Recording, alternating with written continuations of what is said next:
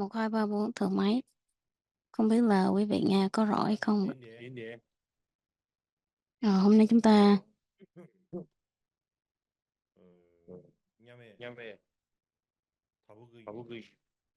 làm lễ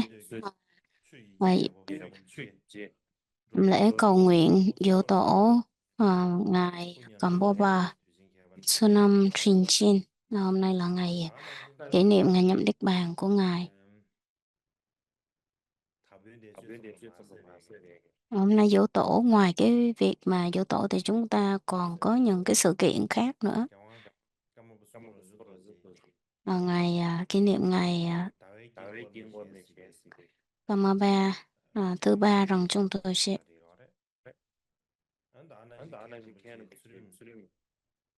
và ngài Ken Rumjie Sundin Gyatso hôm nay là cái ngày mà ngài gọi là lễ tra tỳ của ngài.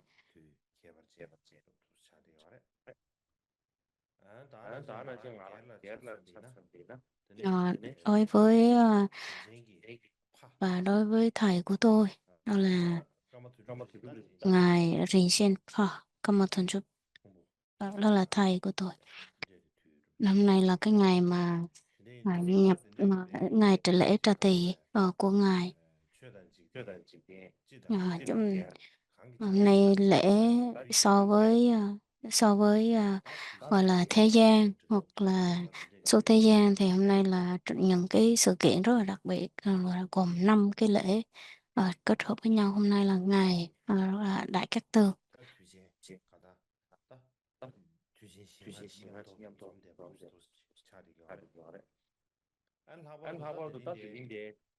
Đặc biệt là hôm nay cái kỷ niệm của ngài Dỗ tổ ngài Cầm Bồ Bà thì chúng ta có cúng dường là Cầm Bồ Bà, đạo sư Du và Thọ Qua Rinpoche, đó là Thọ Qua Rinpoche ngài sinh vào. Hôm nay chúng ta giới thiệu sơ lược về cái lịch tiểu sử của ngài cũng như là cuộc đời của ngài như thế nào nhân cái dịp mà dỗ tổ. Ngài Gampopa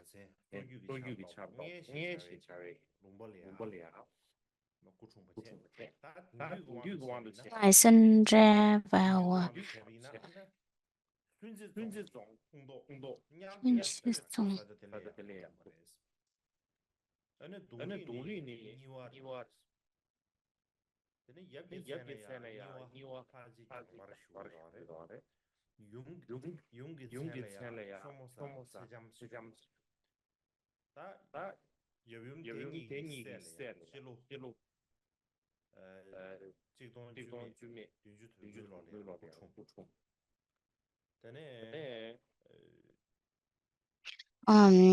ngài là một cái người ngài có Dr. Gampopa tên là Sonam Rinchen. Ngài sinh ra từ cái vùng Kawa, từ một trong 9 cái vùng thung lũng ở Yopa, ở miền trung của Tây Tạng. Ngài sinh ra tại cái chỗ nơi tên là Gia Tuyết, là vùng thượng của Gia. Ngày nay là Sun Senzong. Ngài sinh ra trong dòng họ Nhiêu Hoa. Cha của ngài tên là Nhiêu Hoa Laze. Chồng ba, mẹ ngài là Somo Sache. Và sinh vào năm 1079 và mất vào năm 1153 ở tuổi 74. Hôm nay là cái dịp mà đặc biệt của ngài, cho nên là chúng ta nhắc về cái sự kiện của ngài cũng như là cái cuộc đời của ngài. Hôm nay chúng ta sẽ chia ra làm 3 phần khác nhau và nói về cái cuộc đời của ngài qua những cái sự kiện khác nhau. Là có 4 phần. Hôm nay chúng ta sẽ phân tích vào 4 phần. Tôi sẽ trình bày các bước thứ tự. Cái bước thứ nhất đó chính là ngài là cái người sáng lập ra dòng Đặc Bồ Câu Chiêu. Như chúng ta biết rằng là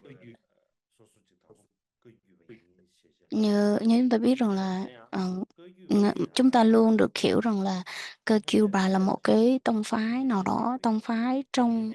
Phật giáo, nhưng mà thực ra Cơ Kiêu Bà không phải là, không, theo mà giải thích đúng thì không phải là Cơ Kiêu Bà không phải là một cái tông phái đâu. Ừ, nên là mọi người cứ nghĩ rằng là chúng ta theo Cơ Kiêu Bà, chúng ta theo cái phái Cơ Kiêu Bà là vì cha mẹ và gia đình đã theo cho nên là như vậy thôi, chứ họ không có nghĩ rằng là hoặc là à, tôi đã tu ở trong cái tu viện thuộc của phái Cơ Kiêu cho nên là tôi như thế, chứ họ không có nghĩ rằng là Cơ Kiêu Bà có nghĩa là gì, hoặc tại sao nó lại có cái tên của cái dòng truyền thừa Cơ Kiêu. Họ không bao giờ họ nghĩ tới như đó. Chính vì vậy mà hôm nay tôi muốn nói với quý vị, muốn trình bày cho các vị biết rằng là như thế nào là một Kagyu, nghĩa là một người theo Kagyu. Nếu như mà chúng ta hiểu, thông thường nếu như mà chúng ta hiểu rõ về chữ Kagyu, Ka, Kagyu là con người đi theo, người đi theo đó. Kagyu nghĩa là một tên của một cái dòng. Kagyu, đó chính là kinh điển, hoặc là lời Phật dạy. Nghe đó gọi là ca, là tất cả những lời Phật dạy thì gọi là ca, là kinh ấy. À, có nghĩa là một cái dòng truyền thừa, gọi là sự tương tục, hay là cơ kiêu. Nếu mà nói về cơ kiêu thì đó là cái gọi là một cái sự tiếp nối truyền thừa của lời Phật dạy. Nếu như mà chúng ta hiểu cái chữ ca kiêu theo cái nghĩa như vậy thì tất cả những người theo Phật giáo đều là ca kiêu hết. Chúng ta có thể giải thích như vậy, có thể được giải thích như thế. Chính vì cái lý do đó mà ở trong thông thường như ở Tây Tạng á, thì chúng ta thấy là có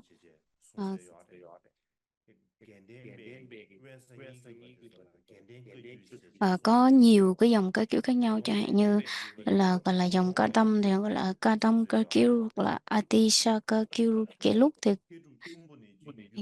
chè đen ca kiểu, hoặc là sân ba ca kiểu, Bồ Tung ca kiểu của ngài Bồ Tung Panchen thì gọi là Bồ Tung ca kiểu. Nhưng mà bây giờ người ta hiểu ca kiểu theo cái nghĩa rất là hẹp, và họ nghĩ rằng là ca kiểu là một trong những cái thừa, là một tông phái thuộc Phật giáo Tây Tạng, tông phái nào đó thuộc Phật giáo Tây Tạng, chứ không, họ không nghĩ đâu là tất cả những người theo Phật là gọi là theo Phật giáo, hoặc là Phật tử thì đều là Kagura. Ví dụ như bây giờ chúng ta đi theo bất kỳ một cái ngôi chùa nào thì họ sẽ hỏi là bạn tu theo cái dòng phái nào, thì họ sẽ nói rằng là tôi theo dòng Sakya, tôi theo dòng Kiều Lục, tôi theo dòng Nima thôi, chứ không nói rằng là tôi theo dòng Kagyu đâu. Nhưng mà họ không có giải thích cái nghĩa nó rộng hơn, đó là tôi theo Phật cho nên là tôi theo Kagyu. Họ không có hiểu như thế. Cho nên là Kagura họ hiểu rằng là Cơ Kiêu Bào là một trong những cái dòng truyền thừa thuộc một trong bốn tông phái của Phật giáo Tây Tạng mà thôi, chứ họ không có nghĩa rằng là Cơ Kiêu là những người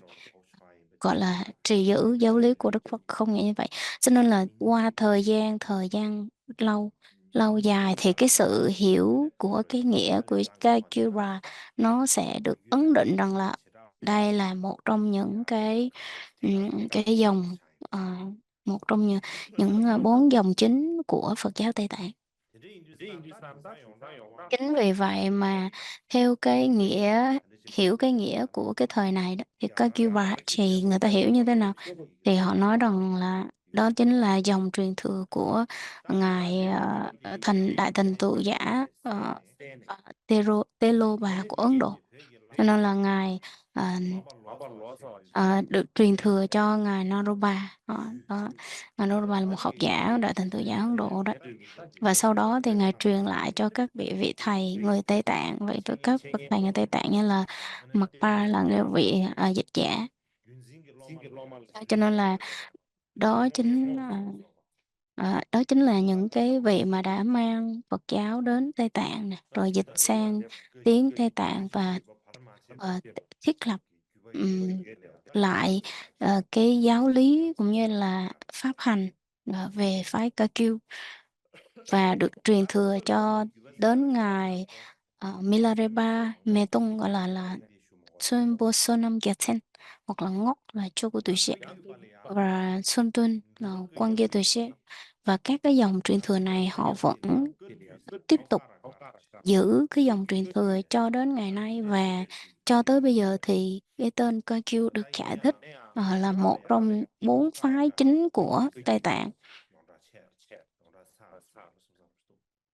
Tương tự thì KQ rồi có nghĩa là nó có hai nghĩa giải thích, đó là cái khẩu truyền hoặc là lời dạy. Cho nên là bây giờ thì người ta hiểu cái chữ KQ theo một cái chữ, đó chính là ờ, lời Phật dạy, hoặc là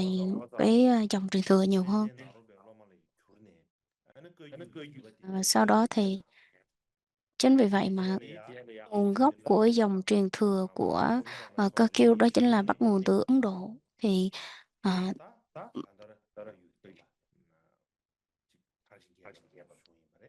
trong đó thì dòng truyền thừa được tiếp nối từ Telopa và Naropa, Ba, và Milarepa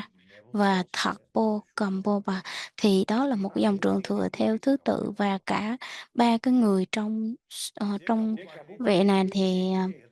gọi là Naropa,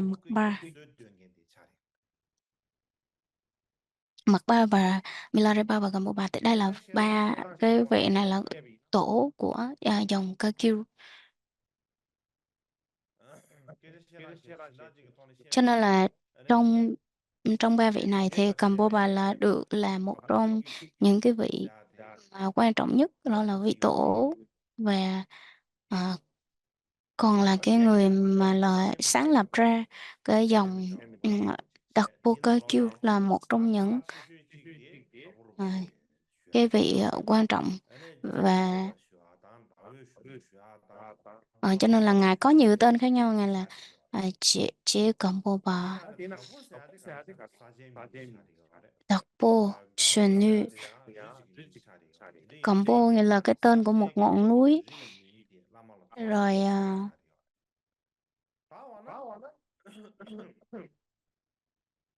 Đặc Pô là tên của một cái vùng đất, và Kambo là tên của một ngọn núi, cho nên là vì đó là đặt lấy cái tên này đặt cho ngài. Nên là trước khi mà ngài Kambo bà xuất hiện thì dòng ca kiêu đã có trước đó rồi, và có những vị tổ trước đó rồi. Nên là, nhưng mà nó không có phân biệt ra rõ ràng, và chỉ một sau này khi mà ngài Kamboba xuất hiện, dòng truyền thừa của ngài, thì lúc đó mới có xuất hiện là Đặc Pô Bà và Mila, xin lỗi, Đặc Pô Cơ Kiêu và Mặc Ba Cơ Kiêu, Mila Cơ Kiêu này kia. Thì người ta nói là không phải là sau này khi mà ngài Kamboba xuất hiện thì mới có mấy cái tên của các cái dòng này, mà trước đó nó đã có rồi, nhưng mà người ta không có dùng nhiều. Đó. Người ta giải thích rằng là cái dòng cá kiêu nó đã có trước đó rồi, nhưng mà lúc đó thì các tu viện cũng giống như là những cái người trong tăng đoàn nó chưa được hệ thống một cách hoàn chỉnh. Chẳng hạn như tăng đoàn thì cũng chưa có hoàn chỉnh, cho nên là người ta không có đặt ra một cái tên như vậy. Ví dụ như là ngài Mạc Ba, nếu như mà nói đúng một cách đúng thì ngài là một cái người trưởng thôn hoặc trưởng làng. Thì sau đó thì ngài đã truyền các cái câu,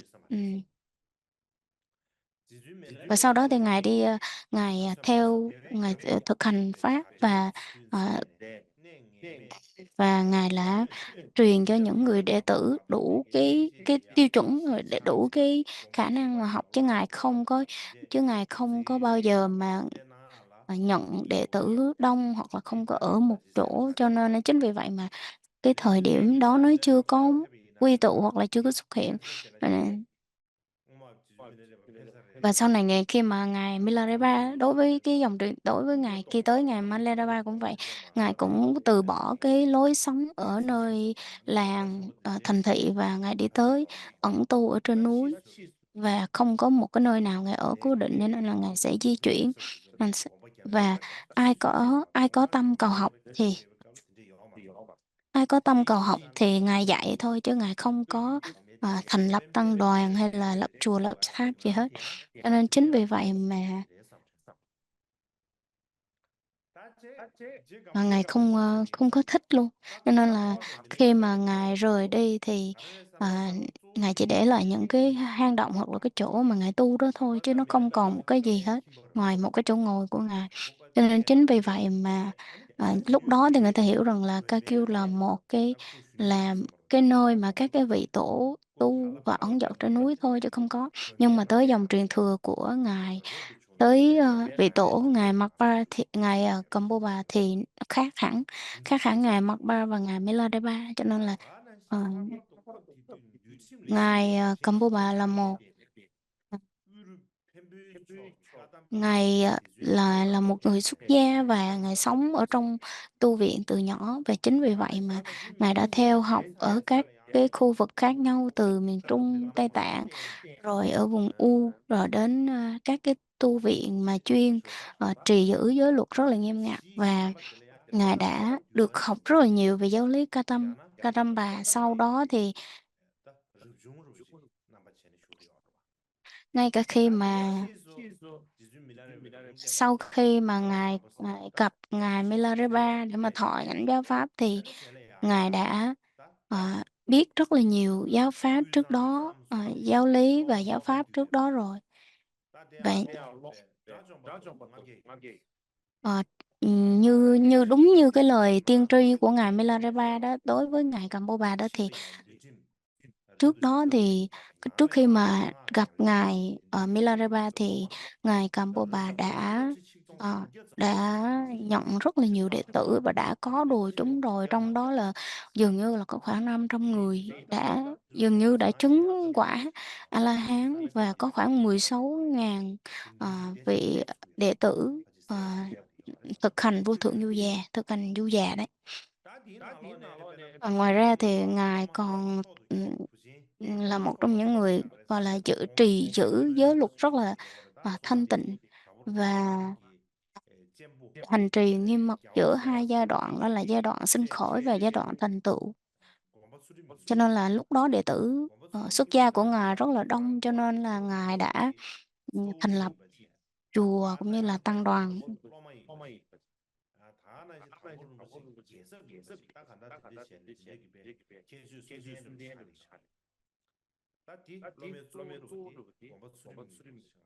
Ờ, Ngài Gompa Sutri Myinpo là một trong những cái người đệ tử là tiếp nối dòng truyền thừa từ ngài Gampopa, là một trong những người đệ tử trực tiếp của ngài, và ờ, dường như là bất phân với vị thầy của mình luôn. Nên này là người trì giữ, là thay thế ngài Gampopa hành Phật sự.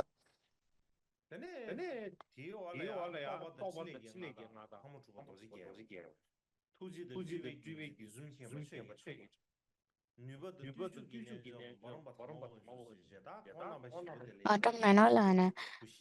đây là một cái người nắm giữ dòng truyền thừa của sự từ bi và trí tuệ, từ từ Sum Kempa Chuki Trokpo, yoga của sức mạnh và khổ hạnh, tu khổ hạnh như ngài Barum Quân Trúc. Đây là một trong những 4 vị đệ tử chính của ngài. Và từ đó thì là ờ,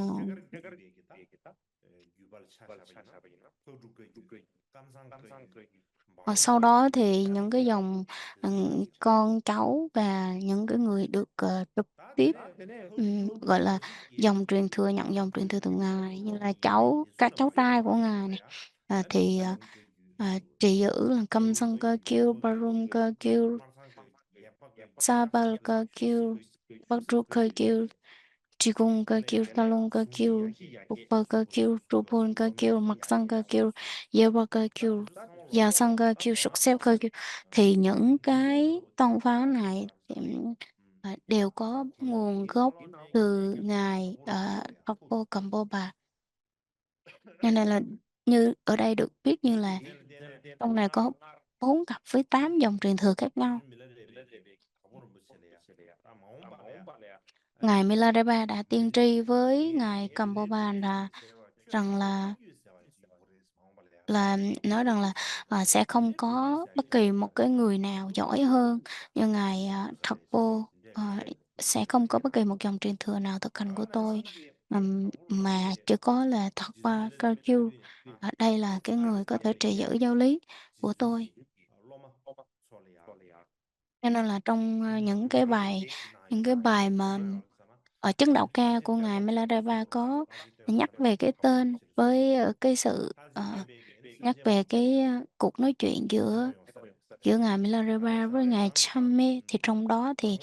ngài rất là ca ngợi một cái vị tên là Kamboba. Nên là đó là kể về một cái giấc mơ giữa kể về một cái giấc mơ giữa ngài với ngài Milarepa. Mình nói rằng là cái lúc đó thì tôi mơ thấy có một cái con chim nó bay tới, con chim thật là lớn, bay tới bay tới tôi, và từ cái miền Trung của Tây Tạng, và đậu ở trên một cái đỉnh núi thật là lớn. Ờ, là- ở nơi đó thì có rất là nhiều cái con thiên nga, nó bay khắp hướng mọi nơi, và lúc đó thì mỗi cái con thiên nga bay như vậy, thì khi mà nó bay ra riêng lẻ thì lúc đó thì có 500 con thiên nga bay theo, và như thế nó bay theo các hướng, thì đó chính là cái giấc mơ của ngài. Nó thể hiện rằng là ngài nói rằng là tôi là một cư sĩ. Ngài Milarepa ngài nói là tôi là một cư sĩ và tôi là một hành giả vui già, cho nên là nhưng mà sau này khi những cái vị đệ tử của tôi, những người tiếp nối dòng truyền thừa của tôi là những người tu sĩ xuất sắc.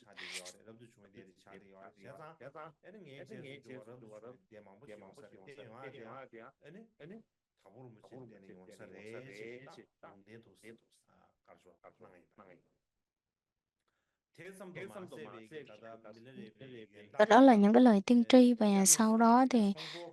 cái vùng cũng là cái vùng tại cái vùng Chakme, ngài cũng à, viết rất là nhiều các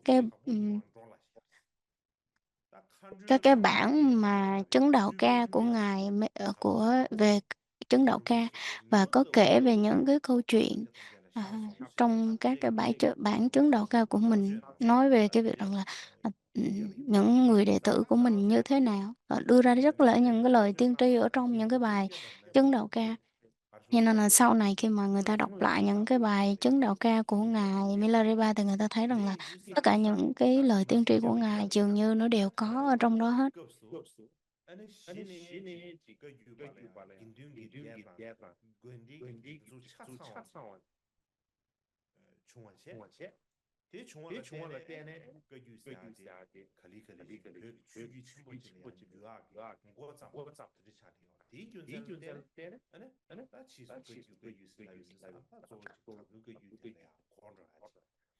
Cho nên là chính vì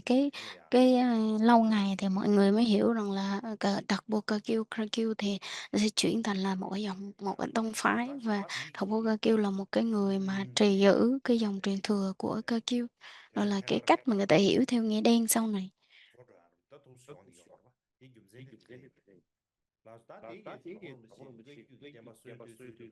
Và đây là vừa rồi tôi vừa trình bày cho các vị biết là cái cách mà ngài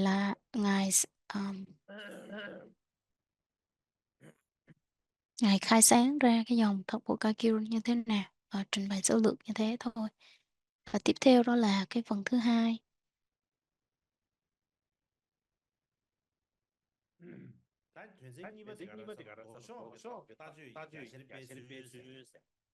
Cái phần thứ hai đó chính là truyền bá về kinh điển và ờ, giáo pháp hành. Như chúng ta biết rằng là ngài Thakpo Khambhopa là một cái vị mà Kadamba. Trước tiên thì ngài là một vị cư sĩ, à, một vị cư sĩ Sau đó thì Ngài mới xuất gia, nên là, người vợ lúc mà Ngài còn cư sĩ có lập gia đình, xong rồi có 2 người con, xong rồi người vợ của Ngài và 2 người con đã mất vì bệnh, cho nên lúc đó Ngài mới phát cái tâm xuất gia mãnh liệt. Và sau đó thì Ngài ờ, thực hành chánh pháp một cách rất là nghiêm mật, nghiêm mật, cho nên là sau đó sau khi mà Ngài xuất gia thì Ngài với học Pháp với rất nhiều bậc thầy Gautama gồm là Kirumba, Rukyakujon, Chakriwa, Ya Yua, và trong những cái ờ, ờ, trong một tác phẩm tên là Trì Cung Kyokuin chỉ tên xung quanh là tên của một vị tổ, thì trong này thì ngài viết rằng là ngài viết trong đọc của cơ kiểu là có ba cái dòng truyền thừa, có ba cái nhánh truyền thừa, thì trong đó thì cái dòng truyền thừa đó chính là sự mà giáo lý, giáo chứng và thực hành những cái lời tinh túy, thì trong đó thì giáo lý đó chính là từ giáo lý và giáo lý và sự thực hành đó là từ Katamba, và sự truyền thừa những cái quan điểm từ Kia Chuyên Tác, và ờ, giáo lý rồi sự thực hành đến từ Nyukumba, và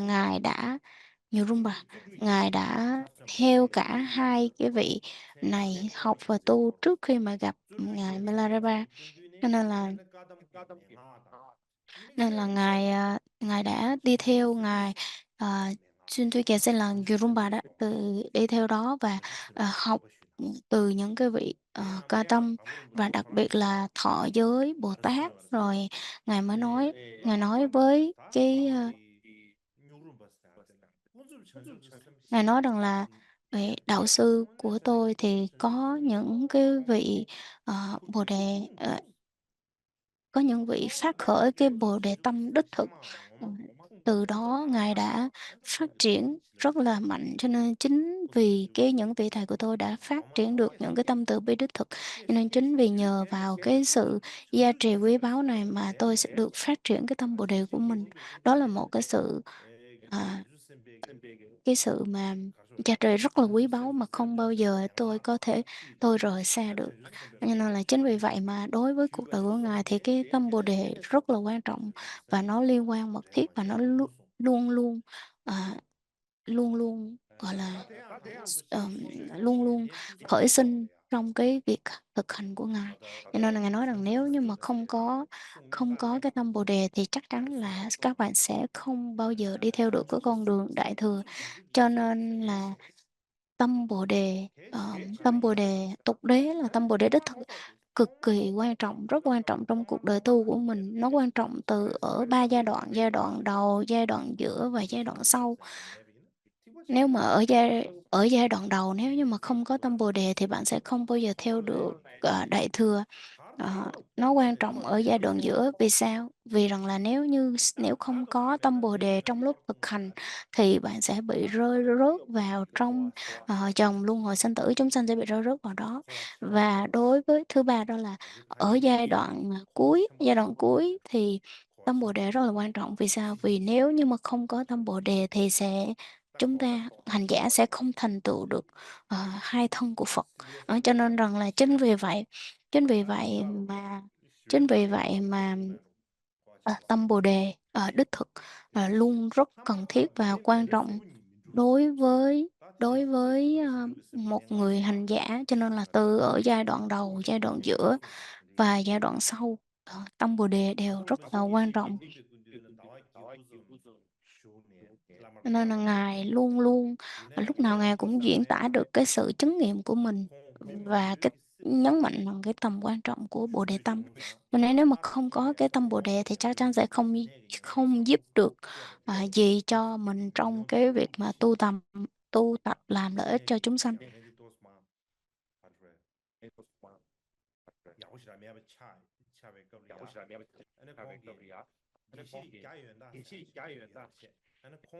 Ờm, sau khi mà Ngài thực hành, và tu tập thì một thời gian sau thì Ngài đã đi. Ngài có nghe, Ngài có nghe danh của Ngài Geshe Kya Yun Thọ và, nghe nói rằng là vị này rất là giỏi và có nhiều cái kinh nghiệm trong cái việc thực hành thực chứng của mình. Nên nghe như vậy cho nên là Ngài đó ở một cái nơi rất là xa xôi, hẻo lánh, không có tiếp khách hay tiếp bất kỳ một vị đệ tử nào, cho nên là khi mà Ngài nghe như vậy, Ngài nghe, danh của vị Kỳ Sê Kẻ Dùn Thọ này, xong rồi Ngài mới đi tìm Ngài Kẻ Dùn Thọ để mà đi đến học Phật. Ngài nói rằng là cho nên khi mà đến gặp Ngài Kẻ Dùn Thọ thì Ngài đó mới nói rằng là "Tôi sẽ dạy cho ông những giáo lý truyền miệng của Ngài Atisa, dòng khẩu truyền của Ngài Atisa, và từ một cái dòng truyền thừa, liên tục không bị gián đoạn này thì, ờ, ngay cả Geshe Tumba, ừm, ờ, như thể chúng được làm bằng, ờ, chúng được truyền, khẩu truyền bởi Đức Phật và dòng truyền thừa rất là tinh túy." Và đó là một trong những cái lời chỉ dạy cốt lõi của Ngài với những cái, đặc điểm đặc biệt của Kumbhawa. Ngài trước đó thì Ngài đã thỉnh Ngài, Geshe, của Ngài Milarepa là những cái khẩu truyền, gọi là, những cái công án để mà khẩu truyền những cái công án để mà có thể tu. Thì khi mà ờ, Ngài Milarepa đã tu và đắc chứng, cho nên là từ đó Ngài mới thỉnh Ngài Geshe Kea Yun Thọ. Nên là khi mà Geshe, Kea, Yun Thọ đã chứng ngộ, có cái sự chứng ngộ và thực tu thực chứng trong đó thì mới phát triển được. Và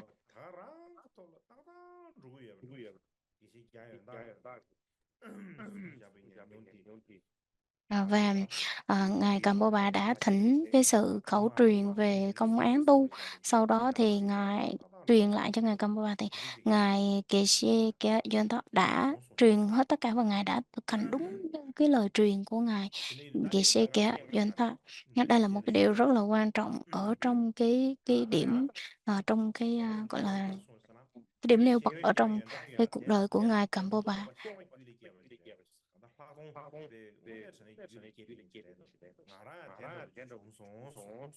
Cho nên là Ngài nói rằng là Ngài Cha Chân Thật đã chứng như thế nào thì tôi cũng đã tu được như thế ấy.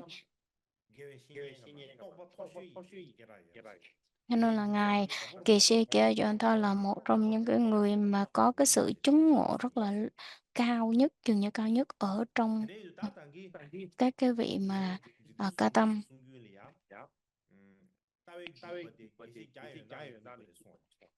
Cho nên là người ta nói rằng là, tất cả sự truyền thừa của Ngài Cầm-pa-bà này thì được truyền thừa từ quan điểm của Ngài, Cha Dön Thát. Cho nên là khi mà Ngài, Choguchi Atisa đấy, thì đó là Ngài theo, cái tư tưởng của Trung Quán ứng thành phái, cho nên rằng là cái cách của Ngài, Atisa, và chính vì vậy mà chính vì vậy mà Ngài Atisa nè, rồi, Ngài Cầm-pa-bà đã tiếp nối cái con đường, cái tư tưởng của, Trung Trung Quán ứng thành phái là con đường trung đạo. Trong, ờ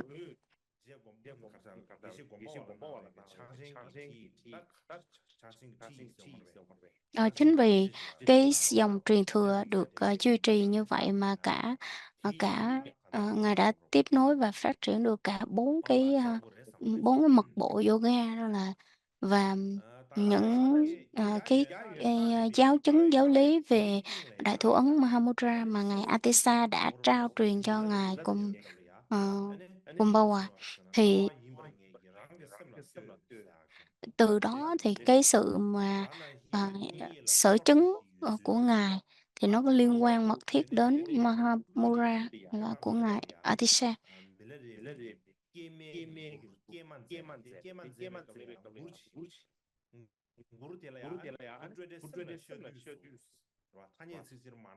Ờm,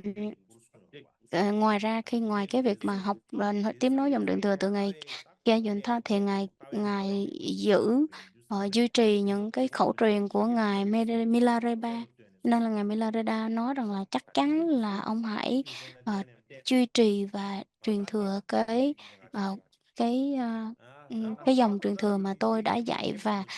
dòng truyền thừa mà ông đã tiếp nối, ông hãy gọi là nhìn vào trọng bên trong của mình mà tu tập.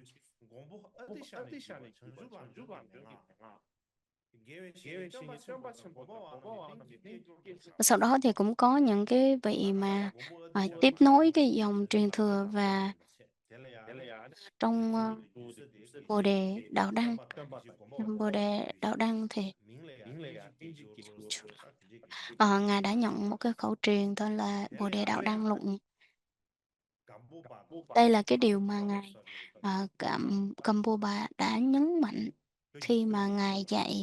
ừm, ngài dạy về Đại Thủ Ấn cho các vị trong dòng tiếp nối.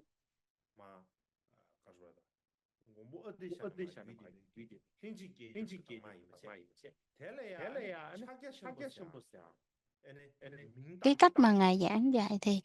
dùng là Mahamudra, làm Sakya cho mình là Đại Thủ Ấn.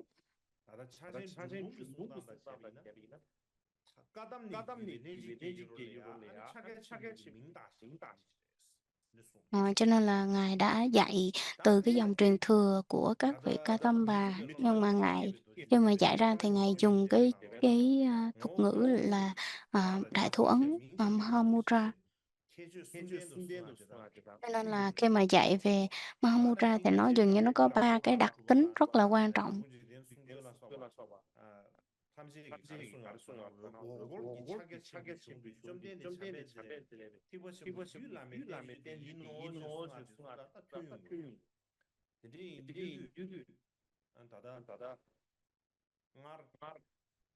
Ờ, một số vị khi mà họ nói rằng là khi mà sau khi mà ngài Thạc Ba Rinpoche Chế Cầm Bô Bà xuất gia, và ngài đã viết lại những cái sở chứng, cái kinh nghiệm trong sở chứng của mình. Ờ, và khi mà ngài viết lại thì người ta mới lấy hai cái bản đó so sánh, thì cái sự thực chứng của ngài nó có những cái bước mà kinh nghiệm thực chứng nó rất là giống với của ngài Cao Duyên Thọ, cho nên họ mới nói rằng là cái sở chứng của hai ngài này là dường như giống nhau. Đó là cái cách mà ngài truyền bá. Thứ ba, cái bước thứ ba đó chính là à, ngài đã dạy đại thủ ấn như thế nào, Mahamudra như thế nào.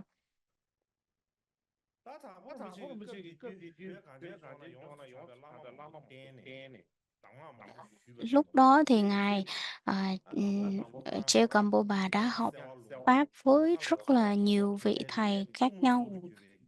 Học với nhiều vị thầy khác nhau, trong đó thì có ngài Tumo xin lỗi, trong đó thì có ngài Nha Sewa Lung và Oka, thì ngài đã thực hành cái pháp chủ yếu đó là cái pháp Tumo, là nội hỏa.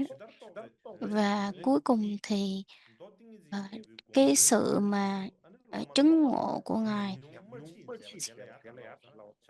à, thì là ngài dựa trên cái kinh mà kinh Đại Định Vương, và dựa vào đó thì ngài đã dạy về du già, và ờ, hiện lại về cái đại thủ ấn,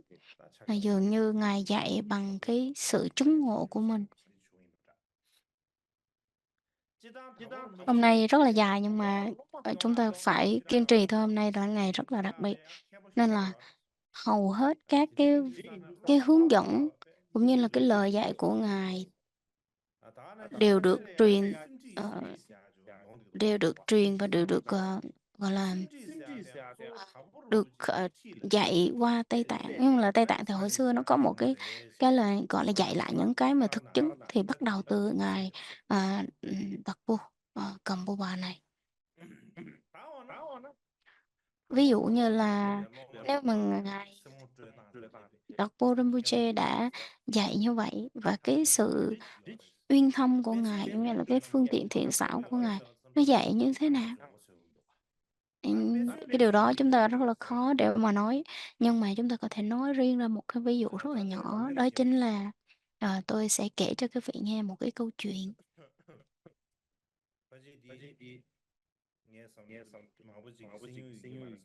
Ờ, Câu chuyện này tôi nghĩ rằng là các vị chưa có được nghe nhiều đâu.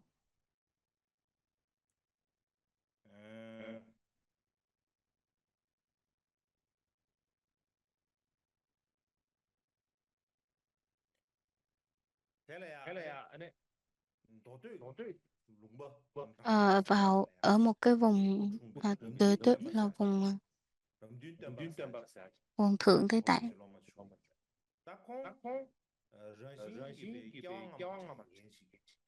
Có một có một có một cái người thì cái người này một tu sĩ trẻ, người này mới nhớ tới 13 kiếp của mình, 13 kiếp trước của mình. Đây là khi mà ông khi ở cái tuổi 13 thì ông nói với mẹ của ông đã 70 tuổi rồi. Và khi mà mẹ của ông 70 tuổi thì mẹ bị mù. Và khi mà ờ,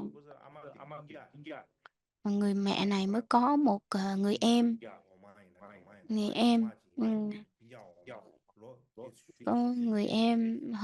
người em trẻ tuổi hơn, nhỏ tuổi hơn, và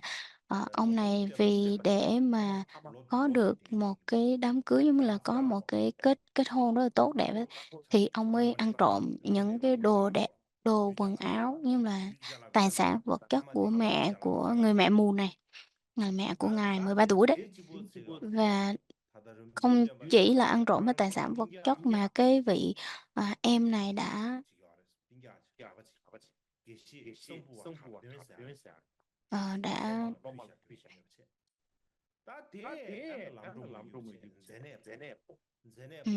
nó có một cái vị đệ tử khác nha, có một vị đệ tử khác đi đi xuất gia và làm đệ tử của ngài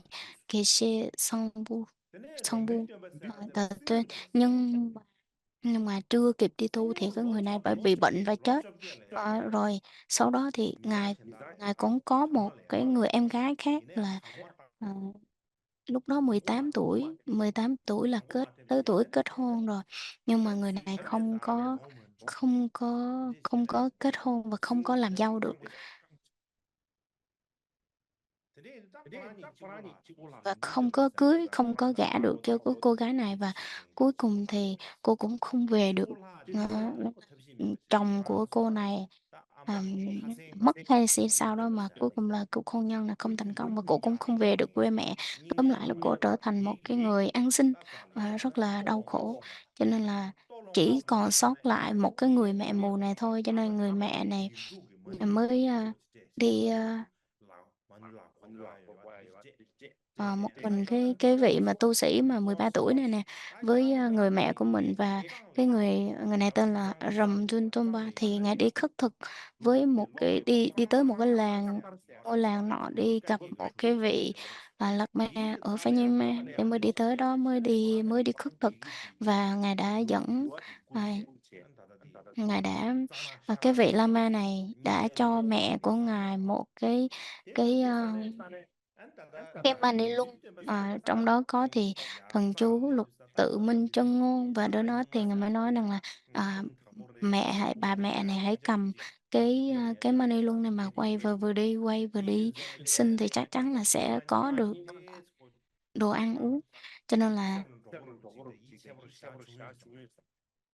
cho nên là ông mới nói với lại cái cậu bé 13 tuổi này nè, đi tới gặp một cái vị tên là Săn nó Sayadaw,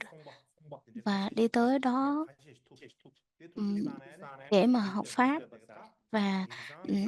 tôi sẽ gửi cho ông một cái lá thư để mà ông có thể xô học pháp. Thì lúc đó ngài đã làm theo, Ngài đã làm theo và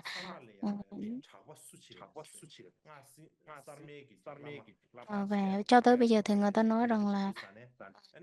cái, cái dòng truyền thừa về mật, mà, gọi là, mới á, là tân mật thì ai là cái người truyền thừa, thì họ nói rằng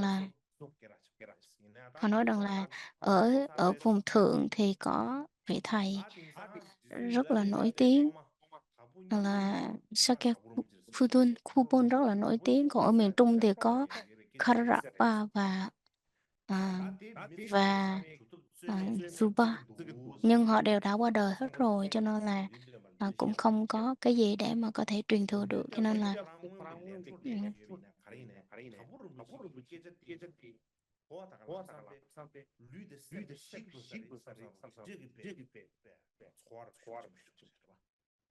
cho nên là sau đó thì, người ta mới dạy dạy dạ, và giới thiệu cho về một cái người tên là Đặc Bô.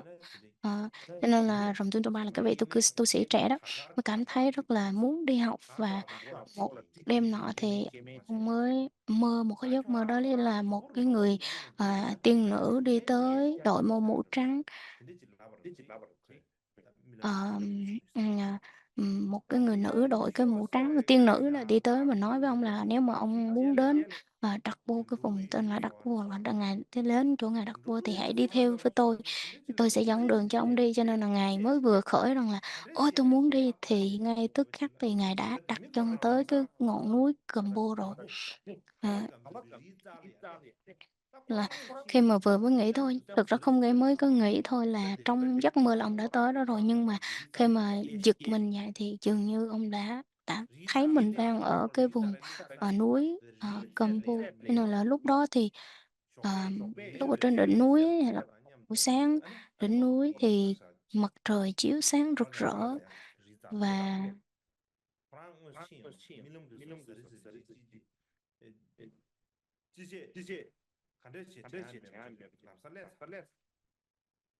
nên Ngài cũng không nhớ được rõ là cái giấc mơ của mình như thế nào, nhưng mà là cuối cùng thì Ngài đã tới được cái vùng núi Gầm-bô.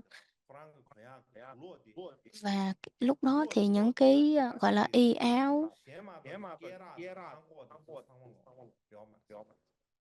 của ngài thì còn lại một chút xíu thôi, chứ không có đem theo bất kỳ một cái không có đem theo bất kỳ một cái vật dụng gì hết, cũng không có, quần áo khác, cũng không có dép giày luôn. Cho nên là trong giấc mơ cũng không có cái dây mà đeo, cái dây mà buộc lưng quần ấy, cũng không có luôn. Là nên là dường như là không có kia, cho nên là trong cái tướng khi mà Ngài ngủ đó thôi, cho nên Ngài cũng không tưởng tượng được rằng là tại sao Ngài có thể tới được đó, một cái vị thiên nữ nào đã dẫn Ngài tên, hoặc là vị Khanh Ma nào đã dẫn Ngài tới đó. Cho nên là tới đó thì khi mà lên tới cái ngọn núi như vậy thì Ngài mới nghĩ rằng là "Ô, đây có thể là cái ngọn núi của Ngài, Thakpo Khampoba." Cho nên là Ngài nói là có thể là Ngài Thakpo Khampoba đang đợi nhà mình ở trên đó, cho nên là Ngài đã cố gắng đi lên, đi lên, đi lên cái ngọn núi đó. Và cuối cùng mà khi mà đi lên tới một cái đỉnh núi ở đó thì nó là trong nó có một cái túp lều rất là tạm bợ của ngài Khampoba. Và lúc đó thì ngài nghe ở bên trong đó có người nào đó đang ở trong người trong đó, thì ngài mới cái vị đó mới bước vào bên trong. Và khi mà, vừa bước vào thì cái trên trên cái đầu của ngài Khampoba đấy,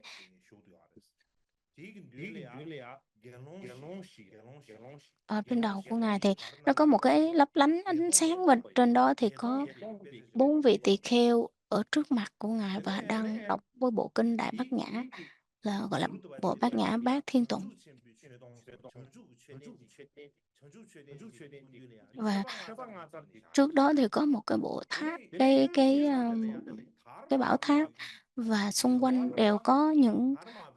đều có những cái lễ vật để mà cúng dường. Và, à Ờ, có cả những cái tấm lụa để cúng dường và có thể, à, nghe cái giọng nói rất là nhẹ nhàng xung quanh đó. Và lúc đó thì Ngài mới, Cái cũng lúc đó thì có một cái người, xuất hiện và, cái ngài, ở giống như là, thị hầu hầu thất ấy, thì mới nói rằng là "Ủa, sao có một cái người tự nhiên đi vào trong cái hang động của ngài, trong thất của ngài mà không nói, kêu như thôi cho ông này ra" mới đuổi ông ra. Thì như ông ra thì vị này hơi buồn và cảm thấy rất là ngạc nhiên và dường như giống là khi mình ngạc nhiên quá cho nên là không còn nghĩ nhớ tới một cái gì hết. Cho nên là tất cả khi mà mọi thứ nó ở trên cái ngưỡng là trống rỗng, ngạc nhiên thì Ngài đã, gọi là, dường như là, ừm, cứ nghĩ như vậy thôi, cứ để cái tâm trạng trống không mà nghĩ như vậy thôi và Ngài đợi tới lúc mà hoàng hôn xuống luôn. Cho nên là, à, như người bị sững sờ trước những cái tình kể như vậy thì bất thình lình đợi tới lúc chiều hoàng hôn luôn, thì lúc đó thình có một vị sư khác mới chạy tới mới thấy như vậy, mới tới là mới kéo cái đỉnh đầu của ông, lấy cái chóm tóc của ông kéo lên. Thì lúc đó thì ông mới vị này mới giật mình, và giật mình mới tỉnh giật mình nó mới tỉnh dậy, nhưng mà thực ra nó giống, kiểu, giống như là đang giật mình thức giấc vậy. Và đứng đó đợi một chút xíu thì cuối cùng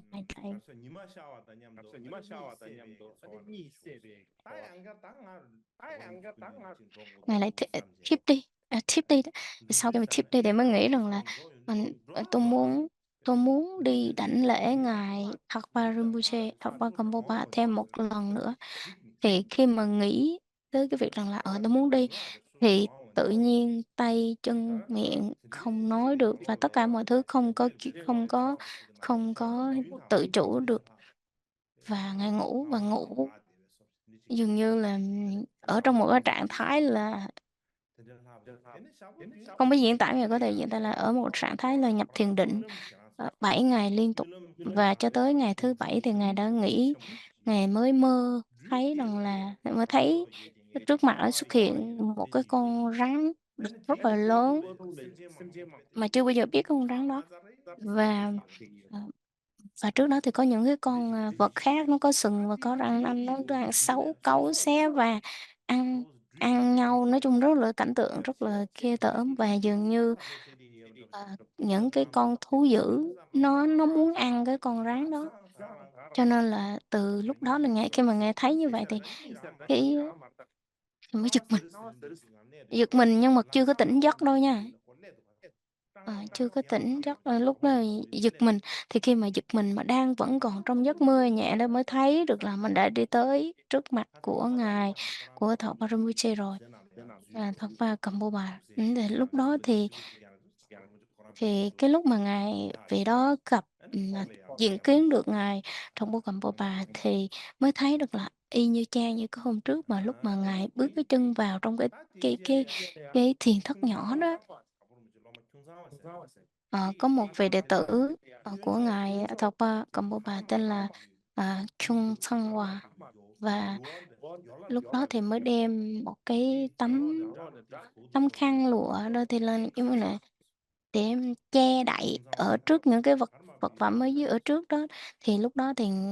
ngài, Chung Sang Hòa mới lấy ra và bày ra, thì ở trong đó thì có một cái ghế làm làm bằng cái chân của con người và một cái, Kapala là một cái chén sọ và piwan và một cái giống như là một cái đàn để mà thổi, và làm bằng xương người. Và trong trong đó thì có một cái người phụ nữ, ờm, khỏa thân ngồi với một cái, ờ, mái tóc mà chưa có trải, tóc tóc rối và ngồi ở giữa ngay cái ngọn lửa nha, đang đang thổi kèn, hay là đang làm gì đó, đang,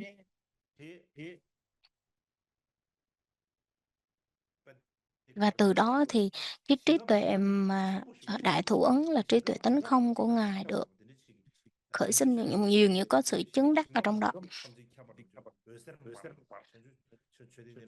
Và, sau đó thì ở trước cái bảo tháp mà trước mặt á, của ngài Campbell bữa trước hồi nãy mình có nhắc tới là trước đó có những cái bảo tháp và các vật phẩm đấy, thì, ờ, ờ, đã những cái viên ngọc nó xuất hiện với những cái tia sáng lấp lánh, nó làm, nó tỏa sáng toàn bộ cả vũ trụ ở trong đó. Và ở trên đầu của ngài Campbell thì xuất hiện rất là nhiều, ờ Ở trên đầu của cái đỉnh tháp á nha, cái trên đầu ở mỗi cái đầu của cái hào quang mà phát sáng thì là ngài cầm bô bà lớn nhỏ, hào quang lớn thì ngài cầm bô bà lớn, hào quang nhỏ thì ngài cầm bô bà ngài cầm bô bà nhỏ, rồi phát vô số tỏa ra, và giống như là, ờ, gọi là, phát ra theo cái tiếng nhạc mà cái cô người nữ hồi nãy, cô đang, thổi cái kèn. Lúc đó thì à, Rầm Tuyên Tiền Bè là cái vị mà đi gặp đấy, vị đó mới nói rằng là "Xin Ngài hãy dạy cho con, pháp hành,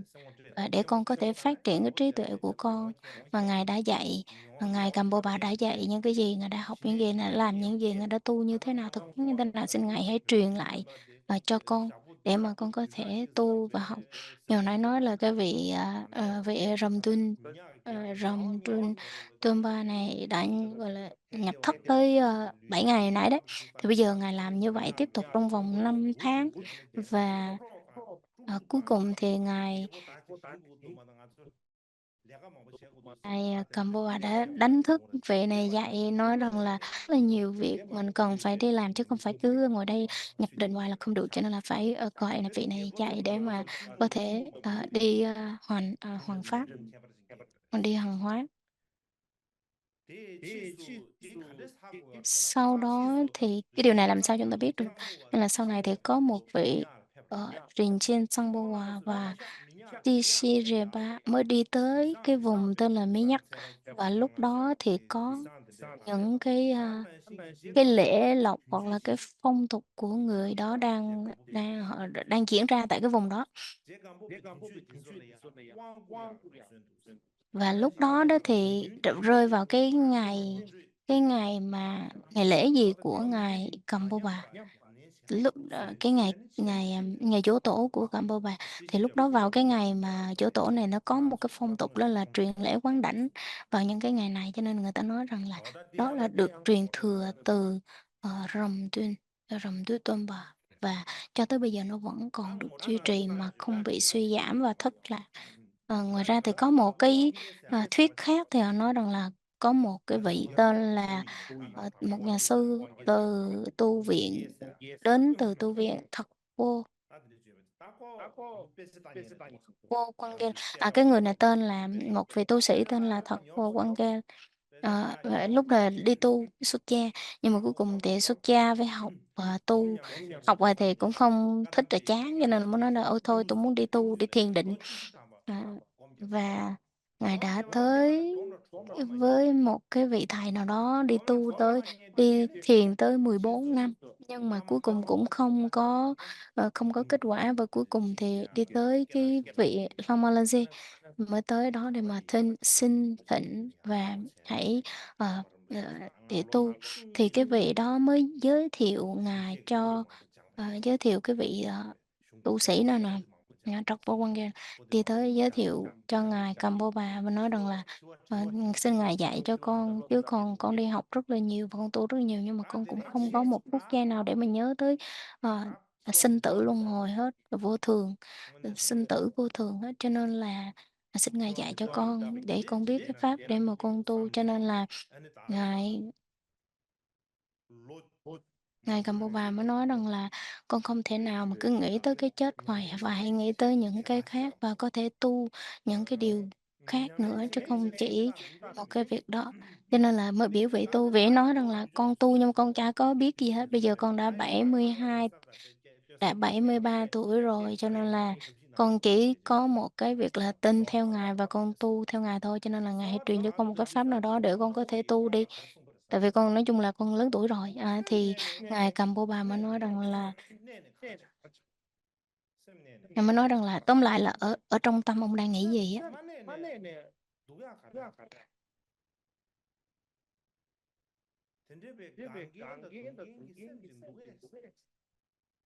Ờ, trong tâm ông có cái hạnh phúc và có cái đau khổ hay không?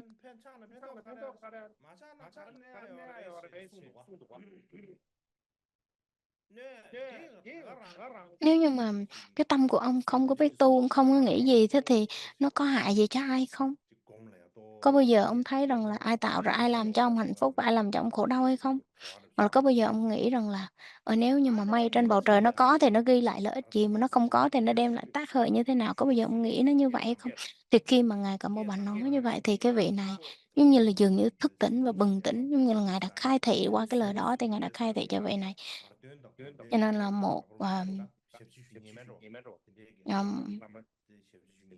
ờm, vào một ngày khác thì khi mà Ngài đến gặp Ngài Gampopa thì cái vị này mới nói với thì mới mới, gọi là, gọi hai người thị giả của Ngài Gampopa là "Ta Tuyên và của Tuyên" này, thì mới không cho Ngài vào, và nói rằng là "Nếu mà ông muốn tu thì ông cứ ngồi đó ông tu đi, chứ từ từ rồi gặp, chứ lại sao lại gặp thầy của Ngài Gampopa sớm vậy?" Thì cái vị đó mới thực hành, mới ngồi đó, mới ở đó, ngồi thiền định ở đó và dường như là quán tưởng về cái linh ảnh của cái vị thầy của mình ở trên, đỉnh đầu của mình và cầu nguyện. Thì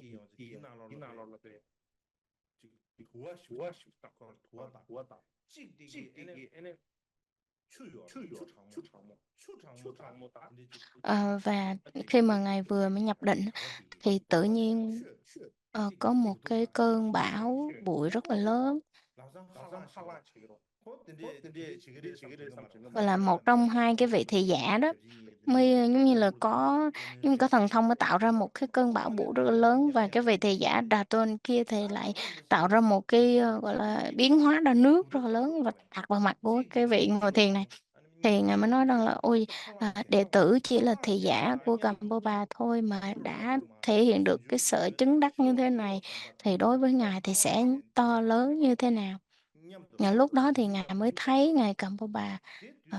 xuất hiện, to lớn, xuất hiện như một cái ngọn núi Tu Di.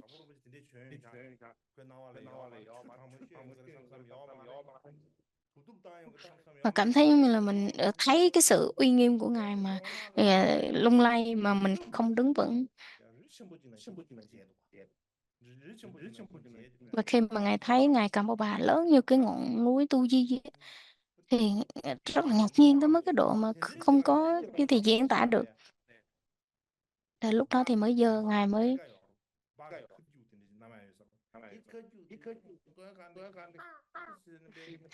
lúc đó thì Ngài trên tay của Ngài cầm và mới có cầm một cái cây mới đánh trên lên đầu, mà hông cứ tưởng đâu là cái đầu của mình đã, gọi là, nhận một cái gậy của từ Ngài và giống như là cái đầu mình bị bể luôn nha. Và lúc đó thì cái thân thể của Ngài, giống như tâm trí của Ngài, tất cả mọi thứ nó đều cái tâm tưởng mà đang suy nghĩ dường như nó bị cắt đứt hết, tất cả luôn. Và dường như là dường như là ở trước mặt chị không còn ai, chỉ còn một mình Ngài cầm bộ bà và hòa tan vào cái, gọi là, những cái đống hào quang, gọi là, những cái ánh hào quang đang đang phát ra như vậy. Ngoài ra thì có rất là nhiều cái thuyết khác nhau kể về cái câu chuyện, cái sự chứng ngộ của Ngài cầm bộ bà.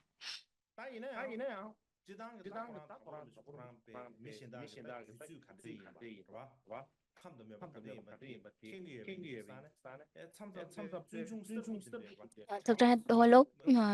lúc khi mà chúng ta đôi lúc mà chúng ta có thể đọc những cái câu chuyện chứng ngộ như thế này và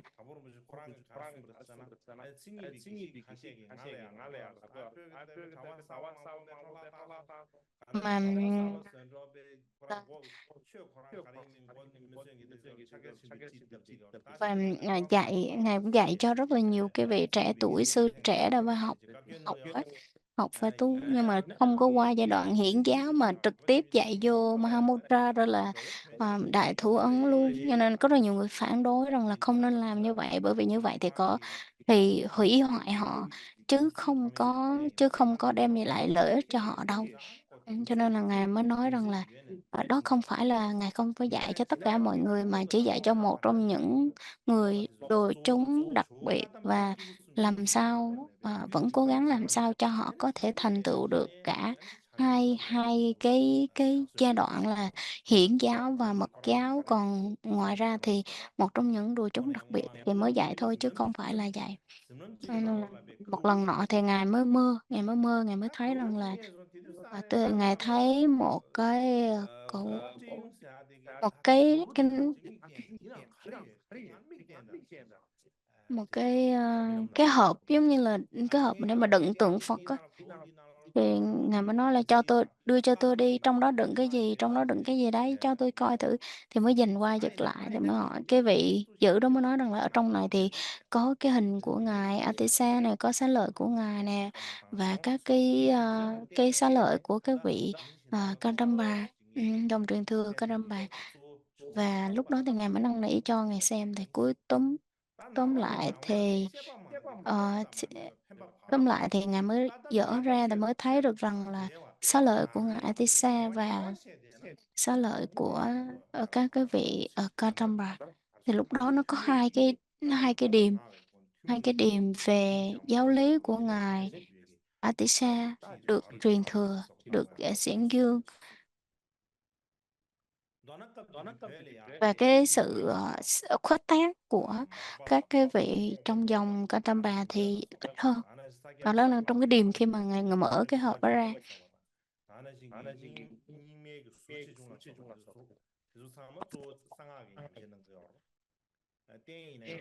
Khi mà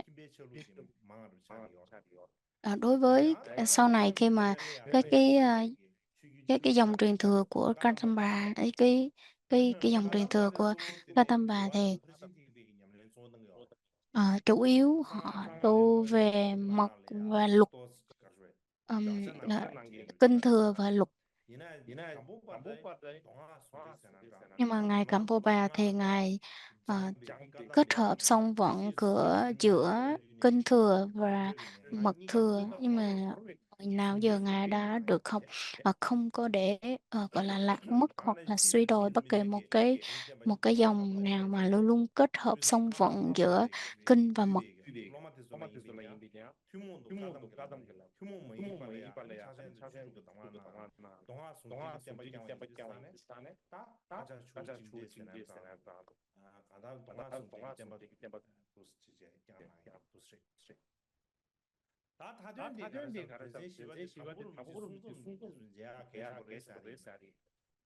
Tóm lại thì cái phần thứ tư á nha, đó là cái tiếp theo, cái phần thứ tư đó chính là những cái lời dạy của ngài Cầm Pô Bà. Chúng ta biết là ngài là một cái vị rất là uyên thâm và rất là trí tuệ. Và sau khi mà ngài, giờ chúng ta không có cơ hội để mà gặp ngài, thì bây giờ chúng ta làm gì, đó là bây giờ mình có thể diễn kiến và tìm thấy từ những cái lời dạy của ngài qua các cái tuyển tập của ngài thôi. Ngài nói rằng là trong tương lai thì, nếu mà trong tương lai có những người mà luôn luôn nghĩ rằng là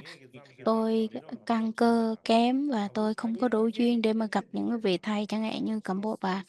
thì ngài nói rằng là nếu lúc đó thì phải hãy đọc những cái lời dạy của tôi. Lúc đó dường như là đọc những cái lời dạy của tôi thì dường như tôi đã xuất hiện và có thể gặp trực tiếp các vị. Ừ. Nên là phải học và thực hành những cái lời tôi dạy. Cho nên là vào cái dịp ngày hôm nay là cái dịp mà giỗ tổ, mà chúng ta thấy rằng là nhắc lại những cái sự kiện như thế này, và làm sao có thể học tốt và tu tốt, đó là cái điều rất là quan trọng. Lúc nào chúng ta cũng nghĩ rằng là ờ, Ờ, chúng ta dường như chúng ta hay bị nhầm lẫn cái việc rằng là những cái lời dạy của Ngài qua kinh điển là chúng ta rất là quý về kinh điển, nhưng mà kinh điển hoặc là các cái tượng, nhưng mà những cái là kinh luật luận hoặc là thân khẩu ý đích thực thì chúng ta nhớ hết. Giống như là chúng ta cứ, gọi là, không có nghĩ tới rằng là phải học như thế nào, phải nghe lại đích thực những cái lời của các ngài dạy như thế nào, phải tu như thế nào, mà, chúng ta cứ để trong những cái,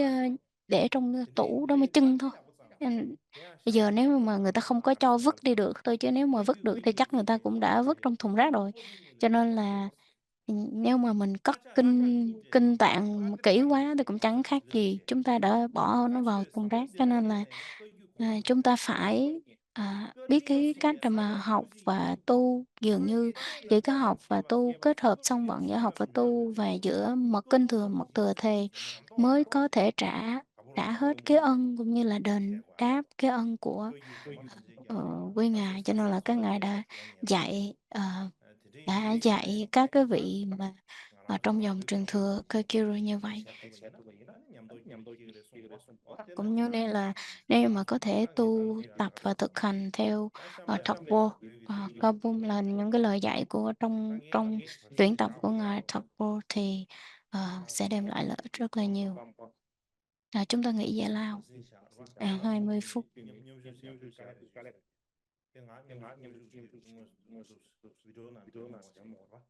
Cho nên là tôi sẽ cùng nhau tụng với quý vị, nhưng mà tôi sẽ không mở video đâu nhé. Các vị sẽ, tụng đạo sư Du Già, Combo và đạo sư Du Già nhé. Chúng ta nghỉ giải lao 20 phút ạ.